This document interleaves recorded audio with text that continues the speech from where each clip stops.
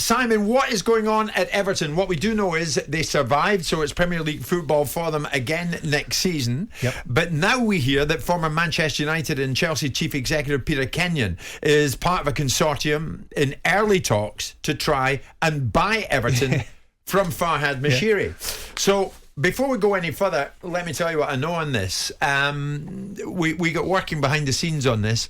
It's our understanding that, yes, talks are indeed ongoing between Peter Kenyon's consortium and representatives of Farhad Moshiri, and those talks are said to be at this stage, 9 minutes past 10 this Tuesday morning, at this stage those talks are said to be, quotes, positive. Yeah. So this morning, again, just as you came in fact you might have heard me, I got through to Farhad Moshiri, tried to contact him, but it was a straight no comment from Farhad Moshiri regards this story, which I saw in the Telegraph this morning, but it's reared its head in other areas.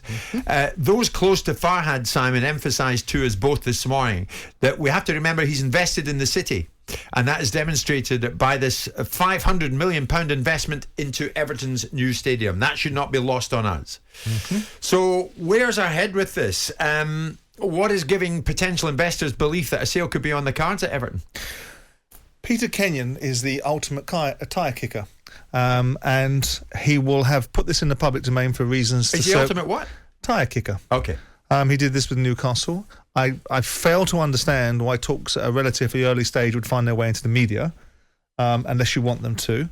The last time he was trying to do it with Newcastle, he was trying to raise crowdfunding to buy the football club. Look, he is connected, and he'll have a lot of people around him that will have money, and that may well be interested in football clubs. Whether Everton are in play, that's for Farhad Moshiri to determine, or whoever else has money involved in Everton, Usmanov or whatever else. Yeah. And for them to determine. Everton. So he's fronting the consortium, right? Well, yeah, that's what Peter does. Yeah. Peter, finds out where a deal can be done, and then finds out who's going to fund it for him. Right. Now, but we do hear the talks are positive. Well, I'm sure they are, because if ultimately someone comes knocking on your door to buy your house, then you can charge them twice the price for it, then talks will be positive until someone has to write a cheque, and then the talks become less positive. We'll see how this plays out. For Everton, it doesn't necessarily mean good or bad news, because no one can argue that Moshiri is prepared to back the decisions he makes. The challenge is to get him to make the right decisions. Right now, whether Lampard will be the right decision, we will see. But he's backed it and bought players and committed huge revenues to Everton. The challenge is now is Everton still have the spectre of financial fair play hanging above them, which means next season they go into a regulated environment where they can't buy and sell like most Premier League clubs can. They've got to account for what they're doing and get the Premier League board's permission to be able to make decisions about how their squad can be supplemented, implemented or changed. And that's the reasons why they sold Lucas Dana in the January window, because they were able to bring proceeds in before they bought players. So they're under some sort of and that won't change with ownership. That won't change because they've been sanctioned. Right. Whether there's a deal to buy Moshiri out, or whether there's a deal to come alongside Moshiri and put some money in alongside him from an American investment point of view, is a different discussion. I would take, with the best respect in the world, which means very little, what Peter Kenyon says to you with a pinch of salt. Well, I mean, it was somebody close to Kenyon we spoke to before we came on air, and yes, it was rubber stamped. Talks are ongoing, and that those talks were positive. But certainly, talk Simon, is cheap, though, isn't it? Yeah, but when you look at the people who are reportedly in this lineup in the consortium, American-based businessmen Maciej Kamiński and John Thornton. Who is John Thornton? John Thornton is executive chairman of Barrick Gold, one of the world's largest mining companies, with a net worth of $31 billion. But the best way to give credibility to something is to index people with credibility.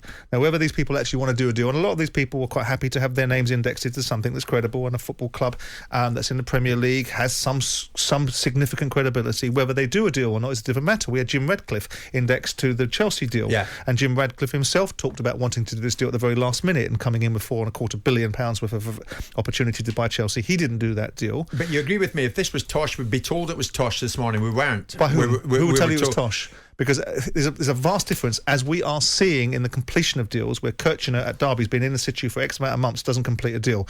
Conversations about doing a deal are vastly different to doing a deal.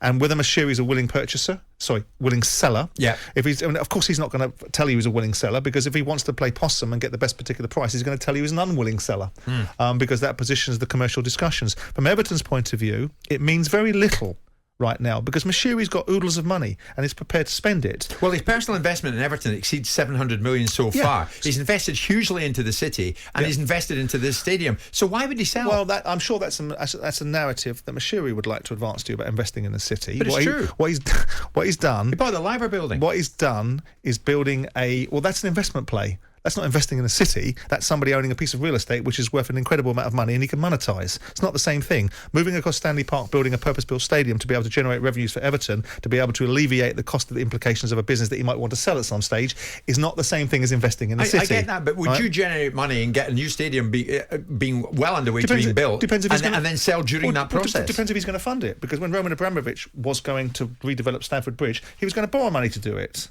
So, with due respect, that doesn't necessarily mean because you're able to secure the funding that it's actually coming out of your pocket. But let's not argue about the peculiarities of Moshiri's commitment, because there's no doubt that Moshiri, good or bad, has been incredibly committed to Everton. Some of the decisions he's made should have got him committed, because they aren't the best decisions for Everton. But here we are now at a stage where 6 years in, people are saying that Everton are in play. American ownership models are interested in UK football because they see the opportunity. They see the changes. I think it's a good thing for UK football?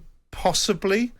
Possibly not. We're seeing a leveraged buyout of Burnley from Americans, which isn't but this great. isn't a Burnley type deal, is it? Well, no, it's not a Burnley type deal, but it will have... If someone buys a football club, and no one's been able to answer this question because they're not prepared to do so, when Chelsea were bought for 2.5 billion, it was with a whole series of investment money, which will want a return on its money. So somewhere along the line, if you're going to service people buying football clubs, it's because they want decent returns, or they want other businesses to be able to get some benefit of association with it. And some of those businesses may not be for the best interests of football. But in this instance, if Everton have other people interested in them, it's another interesting story for the Premier League. I would look at it. Kenyon, you've seen Kenyon pop up on a number of occasions. Peter Kenyon used to regularly tell everybody how wonderful a deal maker he was when people like Vodafone used to walk into the room with Man United and hand him a cheque. That's not deal doing, that's cheque collecting. Okay? Yeah, but he was, to be fair to him, he was an effective operator in his time at United. Well, was he I would push back on that slightly. I think Peter Kenyon will tell you he's an effective operator. But ultimately taking checks from people when they're handing them to you. But Man United at the time were the biggest brand in the world, and the sponsors were handing checks to people. Here you go, we desperately want to... That's not the same as doing a deal. Now, I'm not suggesting that Peter Kenyon is not an operator, because he clearly is. Oh, yeah, if you're chief exec at Chelsea and Man U, you must be. Sure, absolutely. I get the dynamics, but also some of the people in football that get into football without their own money sometimes beg a belief. But here we are with someone that's connected. What's your hunch in this? Nothing. What do you mean nothing? Nothing. My hunch is this is nothing. Moshiri will be the owner of Everton. Well, stay the owner of Everton, but they might buy into it. Possibly. Right. If Moshiri wants to take some of the pain out of it, because there's no doubt there's pain in there, nobody would want to... I don't care how much money you've got, nobody would want to sit there going, I tell you what, let's find a wall I can pee up against and pee 700 million up against it. Okay. Nobody would want that particular situation. He's done that. All right. Jim White and Simon Jordan.